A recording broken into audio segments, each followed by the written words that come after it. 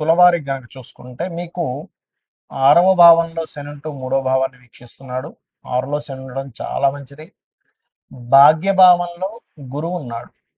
అయితే గురువు శని ఇద్దరు కూడా 3వ భావాన్ని వీక్షిస్తున్నారు. ఈ 3వ భావాన్ని వీక్షించడం ఒక ఎత్తు అయితే, ఈ 3వ భావాన్ని వీక్షించేటువంటి గురువుతో శుక్రుడు కలవడం ఒక అదృష్టం.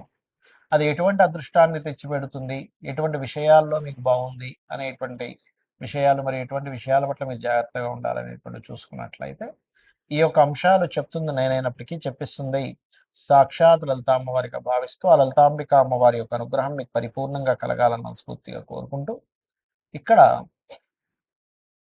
మీకు ఎప్పుడైనా గుర్తుపెట్టుకోండి, ఈ 3వ భావం అని ఎప్పుడైనా మనం చేసే ప్రయత్నము, చూడండి రకరకాల ప్రయత్నాలు చేస్తూ ఉంటాం. ఒక ఇల్లు మారాలి, ఫలిస్తుంది. ప్రదేశం మారాలి, ఫలిస్తుంది. ఒక దగ్గరికి వెళ్ళి ఒకళ్ళతో మనం అంటే వాళ్ళని కన్విన్స్ చేయాలి మాట్లాడి. ఎవరు చెప్పినా వినట్లేదండి, మీరేమైనా ట్రై చేస్తారంటే మీరెళ్ళి మాట్లాడినట్లయితే ఆ మాట్లాడిన పని ఫలిస్తుంది, గుర్తుపెట్టుకోండి.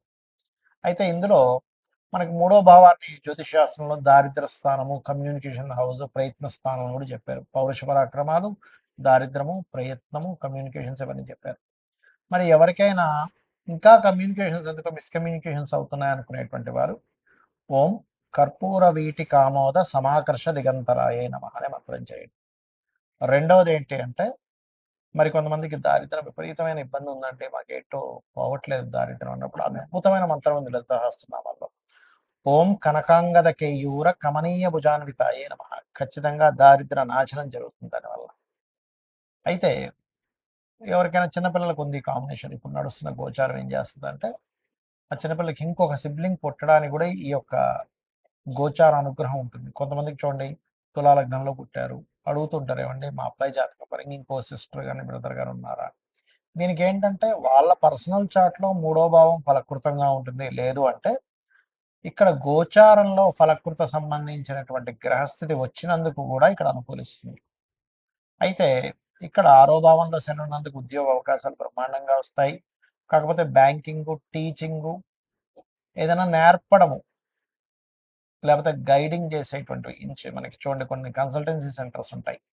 అటువంటి వాటికి అనుకూలంగా ఉంది. రాజకీయ నాయకులు కూడా మంచి అనుకూలత ఉంటుంది. ఆయుర్వేదంలో ఉండేటువంటి వారు, మరియు ఆరోగ్య సంబంధించిన శాఖల్లో ఉండేటువంటి వారి కొత్త కొత్త ఇన్వెన్షన్స్ వీళ్ళకి సక్సెస్ అవ్వడం జరుగుతూ ఉంటుంది. ఇక మీరు నిత్యము చేయవలసినటువంటి దేవత ఆరాధన ఏమిటి అని చెప్పి చూసుకున్నట్లయితే, మీరు దుర్గాదేవిని ఎక్కువగా ఆరాధించండి. వ్యాపార అభివృద్ధి కోసం మాత్రం కొంచెం 11వ స్థానంలో కేతు ఉన్నాడు కాబట్టి ఓం ఇంద్రగోప పరిక్షిప్త స్మరతూనాభజంగికాయే నమః అనే మంత్రం చేయండి. ఖచ్చితంగా మీకు బాగుంటుంది. ఈ గ్రహాల యొక్క కలయికలు మన జన్మజాతకంలో కూడా ఏర్పడుతుంటాయి. మొత్తం 2 గ్రహాల కలయికలు 35 కాంబినేషన్స్ ఉంటాయి, గుర్తుపెట్టుకోండి. ఇందులో ఫలకృతం ఇచ్చేటువంటి కాంబినేషన్ ఉంటుంది.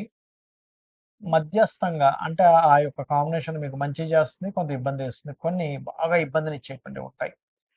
ఆ 35 కాంబినేషన్స్లో మంచివి ఇచ్చేవి ఎలాగో మనకేం పెద్దగా ఇబ్బంది పడాల్సిన అవసరం లేదు. గురు శుక్రుడు, శుక్ర బుధులు, లేకపోతే శని శుక్రుడు, రాహువు శుక్రుడు, ఇలా రకరకాల కాంబినేషన్స్ ఉన్నాయి మంచి ఇచ్చేవి. గురువు రవి, గురువు రవి ఉంటే ఇంట్యూషన్ పెరుగుతుంది, ఆ జీవాత్మ సంయోగం అంటూ ఇలాగా ఉన్నాయి. మరి మీడియంగా ఉండేవి కొన్ని ఉంటాయి, కానీ ఇబ్బంది ఇచ్చేవి కొన్ని ఉంటాయి. అంటే శనికేతు అంటే వాళ్ళకి ఎప్పుడైనా శనికేతు ఎవరికైనా ఉన్నప్పుడు వాళ్ళు ఉద్యోగం చేయకూడదు, గుర్తుపెట్టుకోండి. అది 159 యాక్సెస్లో ఉన్నా కలిసి ఉన్న 159 యాక్సెస్లో ఉంటే కొంత 75% పనిచేస్తుంది, కలిసి ఉంటే 100% పనిచేస్తుంది. అలాంటప్పుడు వాళ్ళకి దేని ద్వారా ధనయోగం ఉందో చూసుకుని వ్యాపారంలోకి వెళ్ళిపోవడం మంచిది. ఎందుకంటే స్వేచ్ఛాయోగం అంటారు శనికేతువుల కలయిక. కాబట్టి వ్యాపారం చేస్తూ ఉండాలి శనికేతువులు ఉంటాయి. కొంతమంది కుజరాహువులు ఉంటారు, విపరీతమైన అగ్రెసివ్. అలాంటి వాళ్ళు మీరు గొడవలకి వెళ్ళకపోతేనే మీరు అభివృద్ధి చెందుతారు, లేకపోతే గొడవ అవుతూ ఉంటుంది ఎప్పుడు కూడా. శని కుజ ఇది కూడా ఒక మాట తప్పు చేయరు వీళ్ళు, మాట అంటే పడరు. శని కుజులు ఉంటే కూడా అగ్రెసివ్, గొడవ పెట్టేసుకుంటారు. అంటే ఏమీ లేదు, ఒక ఎనర్జీ ఫామ్ అయినప్పుడు ఆ ఎనర్జీ ఫలితం ఇవ్వాలి. ఇప్పుడు మంటలో పెట్రోల్ వేసాం, భగ్గుమని మండుతుంది, వాటర్ వేసాం ఆరిపోతుంది. అంటే కాంబినేషన్స్ అయితే మనకు ఆయుర్వేదంలో కూడా ఉంటుంది, దీన్ని దీంతో కలపొచ్చు, లేకపోతే ఈ ఫుడ్తో ఈ ఫుడ్ తినకండి అని చెప్తూ ఉంటారు కదా. అలాగే మనకి కెమికల్ వీటిల్లో కూడా చూడండి కొన్ని కొన్ని కెమికల్ రియాక్షన్స్ జరుగుతూ ఉంటాయి. అంటే ఒకదాన్ని ఇంకో దాంతో కలిపినప్పుడు ఒక రకమైనది వస్తుంది. ఒక దాని నుంచి ఒకటి తీసేసినప్పుడు ఇంకో రకమైనది వస్తుంది. అలాగే గ్రహాలకు కూడా ఇప్పుడు కుజుడు రాహు అనుకోండి, ఇది ఒక సర్పదోషం. మళ్ళీ రవి రాహు అయితే పితృదోషం అంటారు. ఇలా ఏంటంటే ఫస్ట్ మీరు ఎప్పుడైనా సరే జన్మజాతకంలో ఒక 8 బ్యాడ్ కాంబినేషన్స్ ఉంటాయి. శనికేతువులు, కుజరాహువులు, కుజరవి, కుజరవి కాదులేండి, రవి రాహువులు, అదేవిధంగా శని కుజ, బుధ కుజ, ఈ రకంగా ర ఉంటాయన్నమాట. శుక్రకేతువు ధనహీనత యోగం. అయితే ఇందులో మళ్ళీ అమ్మవారిని ఆరాధించిన, లక్ష్మీ గణపతిని ఆరాధించిన మళ్ళీ అద్భుతమైన ధనయోగంగా మారుతుంది. ఇవి ఒక్కొక్క భావంలో ఉంటే ఒక్కొక్క ఫలితాలు ఇస్తాయి. ధనస్థానంలో ఉంటే ధనం మీద ఎఫెక్ట్ చూపిస్తూ ఉంటుంది. సప్తమం మీద ఉంటేనేమో వివాహం మీద చూపిస్తుంటుంది. 12 మీద ఉంటే ఇన్వెస్ట్మెంట్స్ మీద చూపిస్తూ ఉంటుంది. 4 మీద ఉంటే ఒక్కోసారి యాక్సిడెంట్స్ మీద చూపిస్తుంటుంది, లేదా ప్రాపర్టీ మీద చూపిస్తుంటుంది. పంచమంలో ఉంటే ఏమో సంతానం మీద, 7వ భావంలో ఉంటే జీవిత భాగస్వామి మీద, 12లో ఉంటే వివాహ జీవితం మీద, అష్టమంలో ఉంటే యాక్సిడెంట్స్ మీద, భాగ్యంలో ఉంటే తండ్రి గారి ఆలోచన విధానం, తండ్రి గారి యొక్క నేచర్ మీద ఇలా చూపిస్తూ ఉంటుంది. అయితే ఇక్కడ ఈ కాంబినేషన్ ఉన్నంత మాత్రం చేత మనం భయపడ్డానికి కాదు. ఆ కాంబినేషన్ ఉన్నటువంటి మహాదశ వచ్చిందా లేదా? ఆ కాంబినేషన్ ఎంత బలంగా ఉందో, ఒక్కోసారి మన గ్రహాలు చూడడానికి రెండో ఒక రాశిలో ఉన్నట్టుంటాయి. ఇదేమో 1 డిగ్రీలో ఉంటే ఇదేదో 29 డిగ్రీలో ఉంటుంది. అప్పుడు కలవదు అది.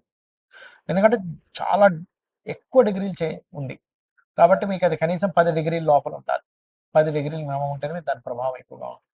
లేదా ఒక్కొక్కసారి పక్కపక్క రాశుల్లో ఉన్నట్టుంటాయి కానీ ఇదొక రాశి అదొక రాశిలో నక్షత్ర సంబంధం ఉంటుంది.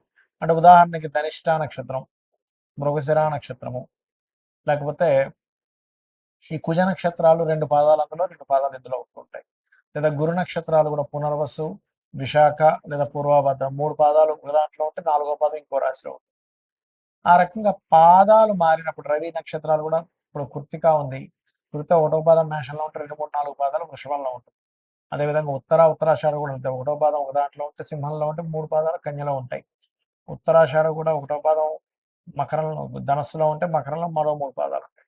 ఇలా పాద సంబంధం వచ్చిన 10 డిగ్రీల లోపల ఉన్న ఆ మహాదశలు నడుస్తున్నప్పుడు అది ఏ భావంలో ఉందో చూసుకొని దానికి సంబంధించిన మీరు పరిహారం కనుక చేసుకోగలిగితే, అంటే ఏ 2 గ్రహాలు కలిసాయో ఆ 2 గ్రహాలు ఏ పోర్ట్ఫోలియోని యాక్టివ్ చేస్తుందో తెలుసుకోవాలి. ఆ సమయం ఎప్పుడు వస్తుందో తెలుసుకోవాలి. అది మహాదశ, అంతర్దశాలు కొన్ని సార్లు ఎలా ఉంటుందంటే అసలు ఆ దశే రాదు కొన్నిసార్లు. అంటే ఉదాహరణకి ఏ శుక్రకేతువులు కలిసి ఉన్నారనుకోండి, అసలు ఈ అబ్బాయి పుట్టడం, అబ్బాయి కృత్తికలోనో రోహిణిలోనో పుట్టాడు. ఆయన కేతు మహాదశ రావాలంటే దాదాపుగా 110 సంవత్సరాలు పడుతుంది. ఎప్పుడు ఆ 110 సంవత్సరాలు అప్పుడు వస్తే ఏంటి, రాకపోతే ఏంటి? మనకి ఏ దశలైనా 70, 80 సంవత్సరాల వరకే గుర్తుపెట్టుకోండి. 70, 80 తర్వాత అన్నీ కూడా కర్మ సంబంధించినవి నడుస్తూ ఉంటాయి. కాబట్టి మహాదశ వస్తుందా లేదా? ఆ కాంబినేషన్ ఎంత బలంగా ఉంది, లేదా ఎంత బలహీనంగా ఉంది, నిజంగా ఏదైనా పోర్ట్ఫోలియోని యాక్టివ్ చేస్తుందా, లేకపోతే ఉన్నాయి పేరుకి కొన్ని మంచి కాంబినేషన్స్ కూడా అంతే అండి. పేరుకి మాత్రం అద్భుతమైన యోగం ఉందండి. ఎందుకంటే 2 గ్రహాల కలయిక ఈజ్ యోగం. మనం ఇప్పటి వరకు ఈ రాశి వారికి ఈ భావాన్ని యాక్టివ్ చేస్తుందని చెప్పడానికి కూడా కారణం ఏంటంటే అది యోగాన్ని యాక్టివ్ చేస్తుంది.